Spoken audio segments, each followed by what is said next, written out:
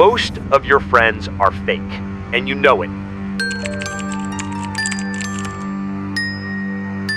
You felt it, that gut instinct when someone only calls when they need something, when they disappear during your hard times but show up when you're celebrating. The ancient Stoics, Marcus Aurelius, Epictetus, Seneca, they studied this problem 2,000 years ago, and they created a complete system for dealing with fake friends. Not a system for confrontation, not a system for revenge, a system for identification, removal, and protection. This is that system. Marcus Aurelius wrote, "When you wake up in the morning, tell yourself, the people I deal with today will be meddling, ungrateful, arrogant, dishonest, jealous, and surly." He was the Roman emperor, the most powerful man in the world, and even he had to deal with fake people. Here's what the Stoics understood that we forget. Fake friends aren't just annoying, they're dangerous. They drain your energy, they waste your time, they corrupt your judgment, they make you bitter, cynical, and closed off to real connection. The Stoics didn't avoid people. They were deeply social, but they had a system, a filter, a way to protect their peace while still remaining open to genuine connection. And that's what I'm going to teach you today. Principle number 1, judge by actions, not words. Epictetus said, "Don't explain your philosophy, embody it." This applies to friendship. Anyone can say, "I'm here for you." Anyone can text, "Let me know if you need anything." The Stoic test is simple. What did they do?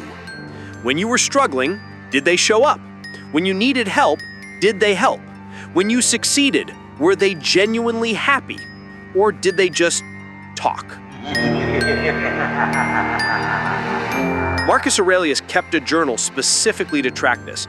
He would note who actually came through versus who just said they would.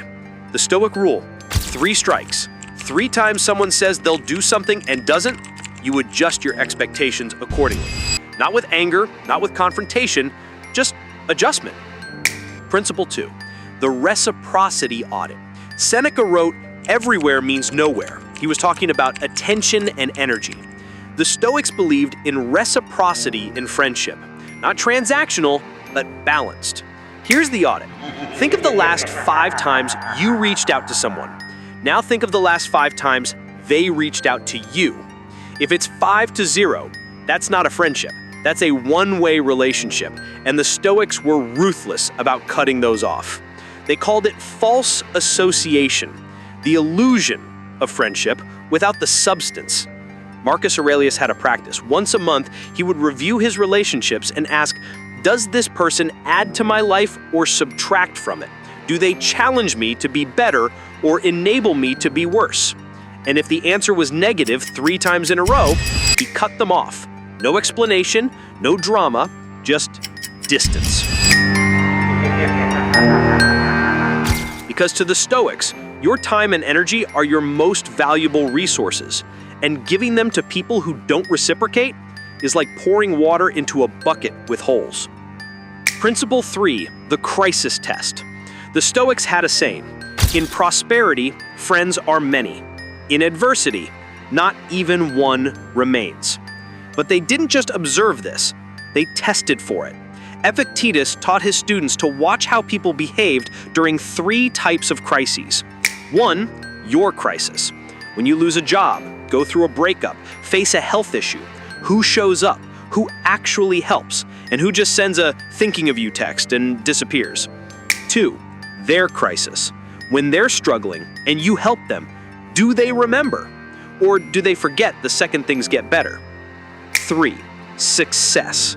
When you succeed, when you get promoted, win something, achieve a goal, are they genuinely happy? Or is there that subtle hint of jealousy, that quiet competitiveness, that passive-aggressive comment disguised as a joke? Marcus Aurelius wrote, "The best revenge is to be unlike him who performed the injury." The Stoic rule, if someone fails all 3 crisis tests, they're not your friend, they're your audience. Principle 4, energy accounting. The Stoics were obsessed with energy management. Not just physical energy, emotional and mental energy. Marcus Aurelius wrote, "If you are distressed by anything external, the pain is not due to the thing itself, but to your estimate of it. And this you have the power to revoke at any moment." He applied this to people too. The Stoic practice is, after every interaction with someone, check in with yourself. Do you feel energized or drained? Do you feel inspired or exhausted? Do you feel like a better version of yourself or a worse one? Seneca called certain people spirit vampires, people who suck the life out of you just by being around them. And here's the Stoic wisdom. It doesn't matter if they're nice. It doesn't matter if they mean well. If being around them consistently drains you, they're toxic. The Stoic rule: energy is truth. Your body knows who's good for you before your mind does. Trust it. Principle 5, the Stoic severance. This is the one people struggle with most. How do you actually cut someone off? The Stoics had a specific method, and it's colder than you think. No explanation, no confrontation, no "we need to talk" conversation, just distance. Epictetus taught, if you want to improve, be content to be thought foolish and stupid.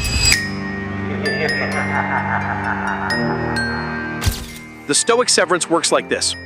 Step 1, stop initiating contact. Don't text first, don't call first, don't make plans. Step 2, respond politely but minimally. If they reach out, you're not rude, you're just brief. Step 3, create natural distance. I'm really busy right now. I'll let you know. Maybe next month. Step 4, wait. Most fake friends will disappear on their own when you stop feeding the relationship. Marcus Aurelius wrote, "You always own the option of having no opinion. There is never any need to get worked up or to trouble your soul about things you can't control. You can't control if someone is fake, but you can control who has access to your life, your time, your energy, your peace. And that control, that's freedom." Principle 6, quality over quantity. Seneca wrote, "It is not that we have a short time to live, but that we waste a lot of it." The Stoics didn't have dozens of friends. They had 2, maybe 3 close ones. The rest were acquaintances, and they were fine with that. Modern society tells you to have hundreds of friends, thousands of followers. The Stoics would call that insanity. One real friend is worth more than 100 fake ones. And Principle 7, the protection principle. Marcus Aurelius wrote this for himself. When you wake up in the morning, tell yourself, "I am going to meet people who are nosy, ungrateful, violent, treacherous, envious, and unsociable." But then he added, "But I have seen the beauty and ugliness of both good and bad people, and I know that the wrongdoer is like me, not because we share blood, but because we share intelligence and a piece of the divine." The Stoic wisdom: cut off fake friends, yes, but don't become bitter. Don't close yourself off to real connection. Protect your peace, but stay open to good people. That's the balance. So, here's what you do starting today. Step 1, the actions test. Watch what people do, not what they say. Step 2, the reciprocity audit. Who's reaching out? Is it balanced? Step 3, the crisis test. Who shows up when it matters? Step 4, energy accounting. Do they energize or drain you? Step 5, the Stoic severance. If they fail the tests, create distance. No explanation, no drama, just distance. Step 6, quality over quantity. 2 real friends beat 100 fake ones. And step 7, stay open. Protect your peace, but don't build walls so high. The Stoics understood something we forget. You can't control if someone is fake, but you can control who has access to your life, your time, your energy, your peace. And that control, that's freedom. If this helped you, drop a comment below. Which principle hit hardest? And if you want more Stoic wisdom that actually works in real life, subscribe.